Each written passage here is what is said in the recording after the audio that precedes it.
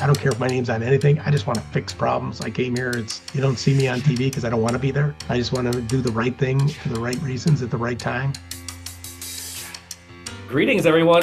Thank you for joining us for our latest podcast, Politics and Risk. We've got a very special edition for you this week. We've got a great conversation with Congressman Joyce that Blaire Bartlett kicked off, and we're looking forward to moving into that. But it's the holiday season. We've got a lot to cover. But first and foremost, we've got a special guest joining us at the podcast this week, Council President and CEO Joel Wood.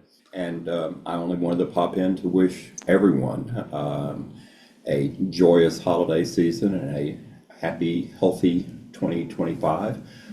As for all of us in the government affairs team, there was a little coal in our stocking this week, and I will leave it to you to describe that. But I just wanted to extend my warm greetings to everyone. This coming year is going to be, particularly on the government affairs side, is going to be tumultuous, I'm sure. We have so much at stake, particularly in the context of tax reform. To all of you who have supported all of our efforts throughout this year and previous years, we are also deeply grateful. Perfect. Thank you. Thanks for being here, and feel free to join the conversation.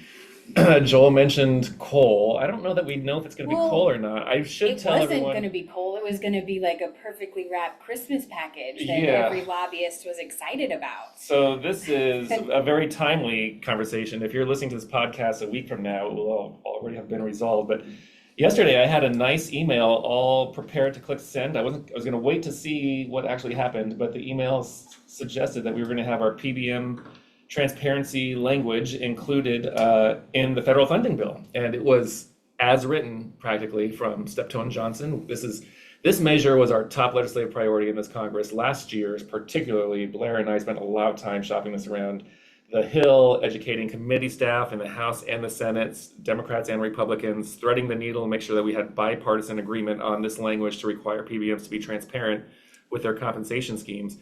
And we were victorious. It was in both the House and the Senate reform packages. The House ultimately passed their version through the House. And then it was a dramatic pause. And we knew that if anything could get through this Congress, this was it. This was low-hanging fruit on the healthcare side. This is one of those issues where 80 to 90% of members of Congress agree on it. It was the process that was always against us. And then moving into the lame duck post-election, we're like, lame duck is really the last chance. And boy, we saw a draft come out on Sunday that included our language verbatim and then some. And it went really far on PBM reform measures. And boy, we were excited. Then, there was also some parts too where we've been looking at telehealth expansion, and that was included. And, pretty much everything that, people had been working on that needed those last minute extensions was in this package. And then within a matter of a day, it just came falling down. And, the one tweet, one post, 2, 3, 4 that are able to take down a 1,500-page bill that staff and experienced legislators have been working on. Are we surprised? No. Are we frustrated? Absolutely. Now is not the time. We don't have the time. It should not come as a surprise to anybody. Yeah. I mean, Speaker Johnson has been saying all year that there will not be a Christmas tree bill.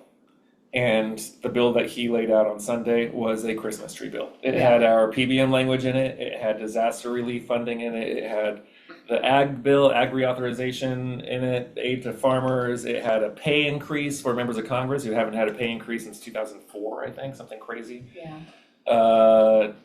It was a full Christmas tree bill, which is not uncommon, for end of the year legislation, but particularly going into a new administration, to use this as an opportunity to just clear the brush, get all the low-hanging fruit out of the way so that they can really start fresh those first 100 days on their top priorities and not having to deal with issues from the last Congress. But the pressures within the caucus to not have a Christmas tree bill, and the fiscal hawks really came unglued. And it started with a tweet from Elon Musk, which is going to be a fascinating role to see him play in Washington politics for not having any very limited experience in politics. But I've got a lot of friends who are suggesting, look at everyone watch America's latest oligarch at play. I just can't wait for him to see how much waste there is when you kind of leading up to a government shutdown, when you have a government shutdown, like it is a toll on the American taxpayer, and I hope he figures that out because no one wins. How expensive it is. How expensive it is, what it does to business, and like no one wins when you have that. So I hope he learns that early on. So Joel, for this podcast, we have for our listeners he might be my top 3 favorite members of Congress, Dave Joyce, representing the northeast part of Ohio. He is, kind of like we've had some other guests on here, just a career steeped in public service, was a prosecutor for 25 years before coming to Congress. But, he also, Congressman Joyce is also a lead on our safe banking bill on cannabis. And so we explore that a little bit, but, he works well with others in a bipartisan manner and wants to get things done and, has worked even with AOC on stuff. And, we're seeing more and more, those rare breeds of bipartisan members, leaving, retiring, and I hope he stays around a lot longer. So enjoy. Safer Banking Act, cannabis. I wanted to kind of pull that thread a little bit on how a prosecutor, supports and is vocal about cannabis in Congress. How did you get to that place? When I first got here, it was one of those things where I've always been a states' rights guy, and I believe that it was important that I was listening to, at that point, Sam Farr give a talk about how it was medically legal in California, yet the VA hospitals couldn't prescribe it to veterans who were there. And veterans obviously were needing it for PTSD and other things. So I voted for it. And at that time, Speaker Boehner had summoned me into his office saying, what the hell are you doing? And I said, well, here's why. I think it's a states' rights issue. 1, 2, these guys can do it. I watched my dad die of cancer, and all the poor guy wanted was to have a decent meal. And if that would have helped him at all, then why shouldn't he have access to it? It's stupid. And he, don't do it anymore. And I continued to get involved in those things because the states continue to move down the path between medically legal or fully legal. You can see where this is an industry that's being created from nothing. And so I'd rather make sure that we put the proper guardrails around it and we did it correctly instead of having this, 50 different systems out there with no federal oversight other than to say don't. And we have obviously created those same type of safeguards for the wholesale liquor industry and for beer and wine and beer and spirits.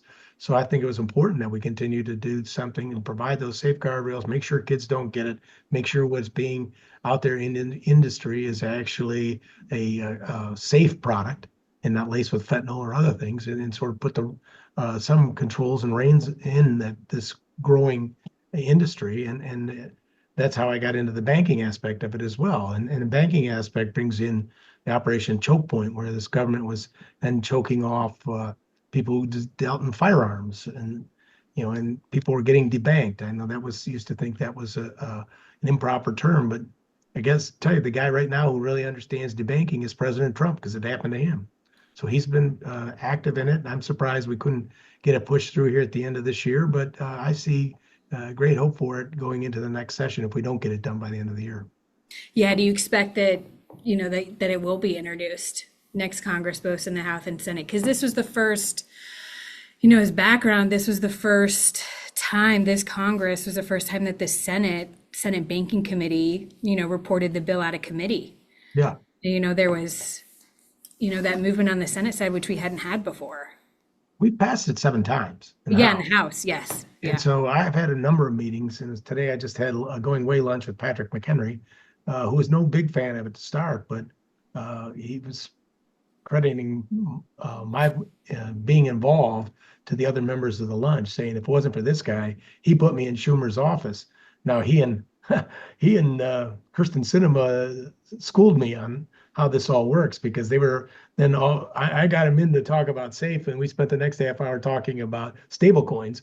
But that's okay. Whatever it takes to make things work around here, if we have to hang on to stable coins or whatever else the process is, just to make sure that we have legitimate, these are all legitimate going concerns legal in the states in which they're operating, and they should have access to legal, safe banking system.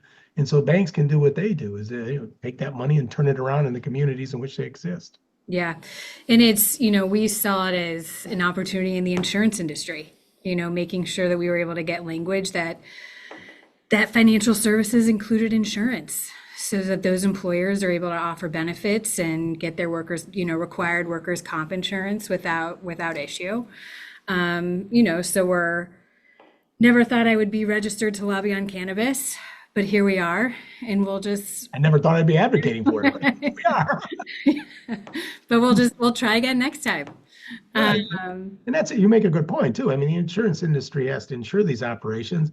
When I get members to make the turn is if they actually go visit a grow operation and realize, there's people treating it like the product it is, and it's clean, it's safe, it's make sure that everything is taken care of and documented, and they can follow this thing from seed to sale, that they know how much they produce. And as government, in Ohio, I can only speak to because that's the only one I really know, but that seed to sale, you know how much they produce, you know how much you could sell it for. So therefore, having them in the banking system provides access to another avenue in which we can do oversight and internal control by showing, if you grew 400 pounds, then you should have X number of dollars in the bank account. And if you don't, then reason for an audit. Yeah. And treat it similar to we do casinos. Yeah. We saw a lot, I think, this past Congress and maybe even, before that, just kind of like the death of partisanship, where it was, sometimes it was used as a campaign attack. Do you think we face that next Congress? Do you think it's even stronger? Do you think there's still hope? Well, yeah, that's a good point. I like to think there's hope, but then again, I'm a Browns fan, so it's rough. I think we're going to get the Super Bowl sometime in my life. But look, the people in RG2, we went from D+12, which is David Valadeo, the new chair, to R+22, Blake Moore, who's the secretary of the conference. And in between is a huge gap of folks. And we meet as just members, no staff or anything else, have lunch and talk about the issues that are before us. And today we had talked about, it was one of those things where we brought in people doing the transition and what it's going to look like on Inauguration Day. And then we also then had the people from the White House transition team talking about some of the policies they want to get up and running in the first 100 days. And I think it's important you have to socialize the things that you want to get accomplished so people are feel comfortable with them and start discussing those, and they feel like they're part of the plan instead of being told what they're going to do, which is similar to what we're doing here at the end of the year with this. It's not a CR, it's not an omnibus, it's the Big Johnson. It's just going to drop on us, and it's going to have laid out all his wish list of things that he had to give to the Democrats to finally get to where we need to go. But that's okay, because I think it's more important if you do bills on a bipartisan basis, especially when we do it next year with the tax bills, those are things that last. And as all the people you represent, those businesses, the one thing they want from us is certainty. They want to know if they have a deduction this year that they're going to get something on a 5 or 10 year window, that it's going to be in place for the 5 or 10 year window so they can get their investments back. I mean, you see that now with a lot of the green energy. People didn't necessarily want to do it, but the credits were out there, and now all of a sudden you want to yank those credits back. That's not fair to people who not 3 years into a 5 or 7 year project, and they're not going to get those things. So that's why I think if we all would get together and actually produce the will of the House, we produce much better bills that have more certainty, that give businesses more certainty, and certainly your industry as well. So we always end with 2 questions. Who's a member from across the aisle that you work well with? Like, who's one of your favorite Democrat members? Well, since you brought up the cannabis issue, it took a long time, but Earl Blumenauer and I have developed a good friendship and rapport. He's moving on. But I think that at first you get people here who really want to own an issue, and he owned it. I was like the new kid at the candy store, so he didn't want to let me in, but he finally understood that I don't care if my name's on anything. I just want to fix problems. I came here. You don't see me on TV because I don't want to be there. Yeah. I just want to do the right thing for the right reasons at the right time. And so we eventually have got a really nice relationship. And so at his going away party, I was the only Republican he invited to come up and speak on his behalf. And so just a quick little aside, I joked with everybody there that because everybody before had talked about a speech that he gave or a place that he was at and all this stuff and the stands he'd taken. And I said, the only stand I'm never going to never forget is him in front of me doing his yoga pose as we used to do yoga, the old man's yoga in the morning at the gym. I can't get that out of my mind. Nice, nice. And what's the number one concern you hear from constituents when you're back in the district? The economy. Okay. I mean, people are worried. Inflation, I don't think people truly understood it until it was best described to me by a village worker. It was right after McCarthy got dumped, and Patrick sent us all home for a cooling off because things were a little heated. And I was out walking the dog in the park, and the gentleman shuts off the lawnmower and says, "Can I, a congressman?" I said, "No, my name's Dave." So, "Dave, can I ask you a question?" I said, "Sure." He said, "What the hell's going on?" I said, "I wish I knew, brother. I mean, this doesn't make any sense to me." Kevin McCarthy was a great guy, great speaker. Things were moving under him, and we had a consistency to our program. I don't know what's going on. And he says, "All I know is I'm working harder and I'm making more." And the village was kind enough to give me a 3% raise, but everything in my life is 20% more. I bought a diesel truck and I pay more than regular gas now for it. Everything, whether it's my cable bill, whether it's my utilities, whether it's going out to get a new car loan or trying to trade in the one. I mean, everything costs more. And you hear that consistently throughout the district, that people were finally really understanding that, out in the farm country, you could stop at some local farm and pick up a dozen eggs for, $2 or $3. Well, all of a sudden there were 5. Everything went up. Even Amish areas went up. So, it was something that universally cut across for people, and they're worried about their jobs, and they're worried about their kids' jobs and their grandkids' jobs. And so, the fact that another part that this young man said to me is like, "Look, I don't care if the guy said mean things. I did better off under him." And so I think that might have been part of the allure for bringing President Trump back, was that while they don't necessarily like some of the craziness that took place before, they're willing to put up with some of the things as long as the economy is working in their favor instead of against them. Yeah. Well, thank you. Thank you for your time. Thank you for talking about cannabis and bipartisanship with us. It's lovely. And thank you for being you. You're always very good about keeping your issues and your industry in front of me and the nuances of things. Since I took over financial services, general governance, there's a lot of issues I don't know. So please keep bringing those things to our attention, because we want to make sure that if we do fail, the insurance company's there to catch us. Yeah, you got it.